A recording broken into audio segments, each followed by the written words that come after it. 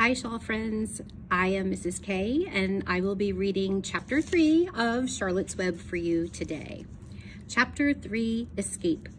The barn was very large. It was very old. It smelled of hay and it smelled of manure. It smelled of the perspiration of tired horses and the wonderful sweet breath of patient cows. It often had a sort of peaceful smell, as though nothing bad could happen ever again in the world. It smelled of grain, and of harness dressing, and of axle grease, and of rubber boots, and of new rope.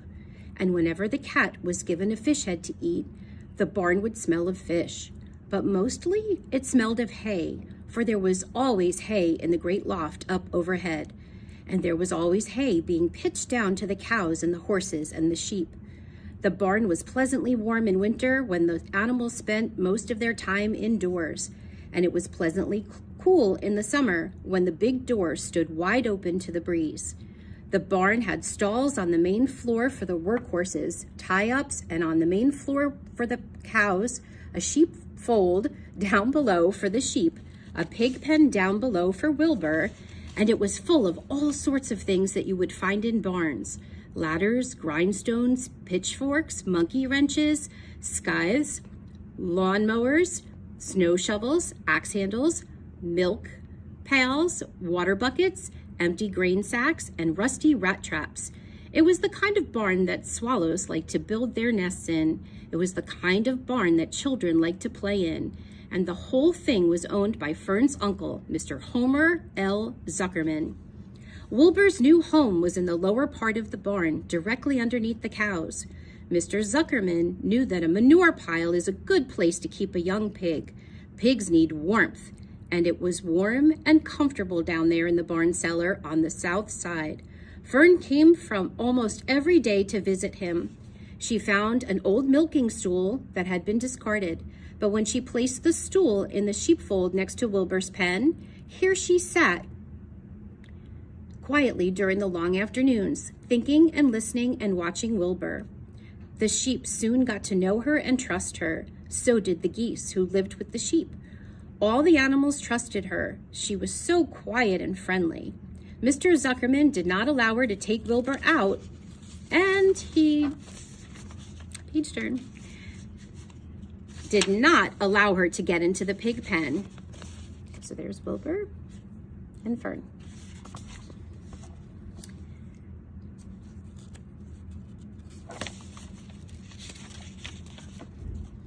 He told Fern that she could sit on the stool and watch Wilbur as long as she wanted to.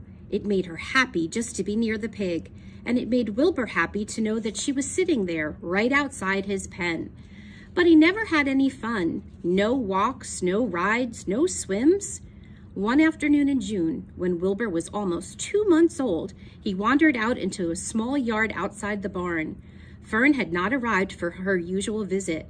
Wilbur stood in the sun, feeling lonely and bored. There's never anything to do around here, he thought.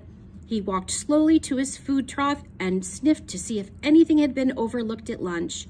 He found a small strip of potato skin and ate it. His back itched, so he leaned against the fence and rubbed against the boards. When he tired of this, he walked indoors, climbed to the top of the manure pile, and sat down. He didn't feel like going to sleep. He didn't feel like digging. He was tired of standing still, tired of lying down.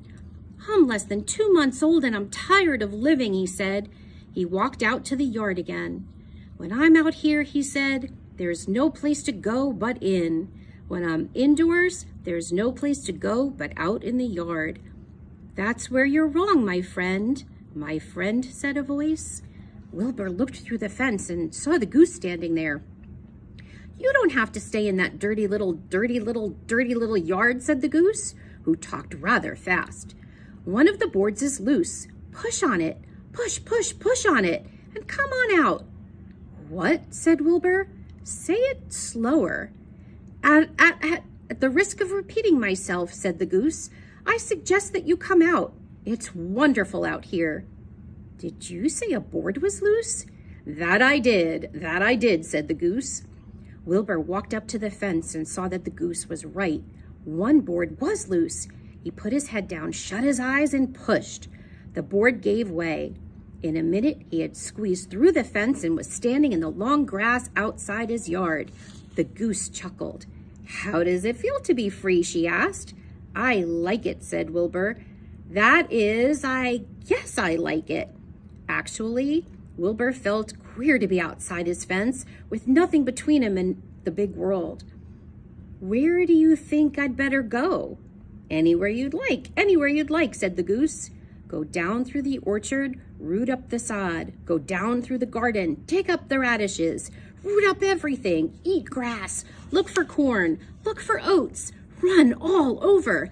Skip and dance, jump and prance. Go down through the orchard and stroll in the woods. The world is a wonderful place when you're young."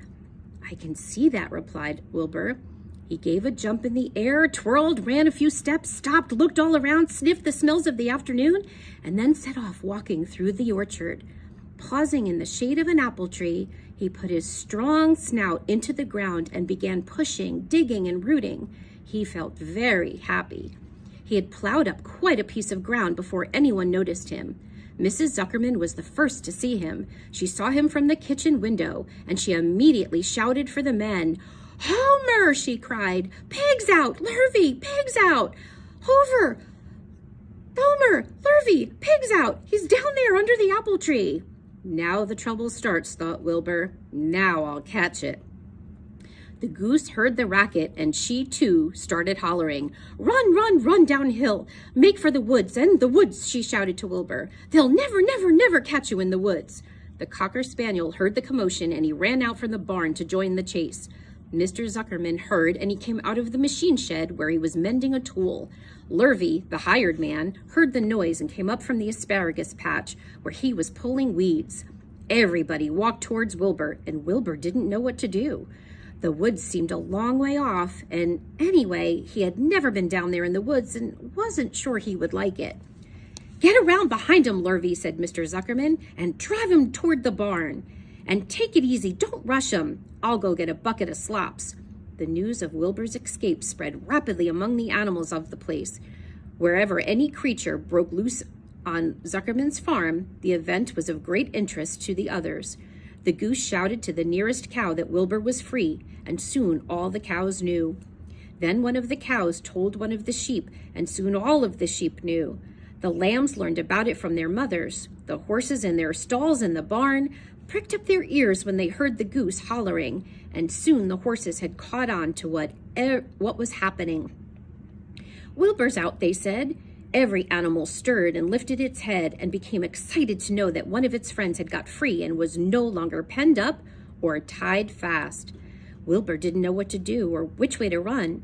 It seemed as though everybody was after him. "If this is what it's like to be free," he thought, "I believe I'd rather be penned up in my own yard." The Cocker Spaniel was sneaking up on him from one side. Lurvy, the hired man, was sneaking up on him from the other side. Mrs. Zuckerman stood ready to head him off if he started for the garden. And now Mr. Zuckerman was coming down toward him carrying a pail. "This is really awful," thought Wilbur. "Why doesn't Fern come?" He began to cry. The goose took command and began to give orders.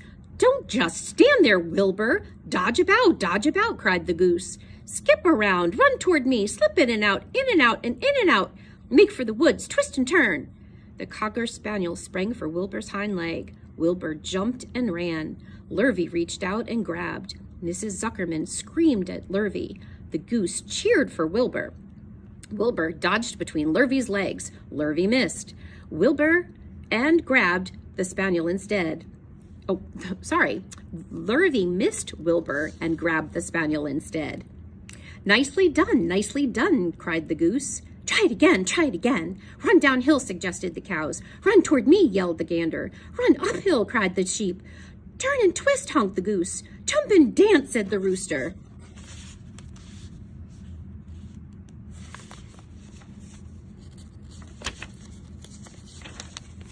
Look out for Lurvy, called the cows. Look out for Zuckerman, called the gander. Watch out for the dog, cried the sheep. Listen to me, screamed the goose. Poor Wilbur was dazed and frightened by the hullabaloo. He didn't like being the center of all this fuss. He tried to follow the instructions his friends were giving him, but he couldn't run downhill and uphill at the same time, and he couldn't turn and twist when he was jumping and dancing, and he was crying so hard he could barely see anything that was happening.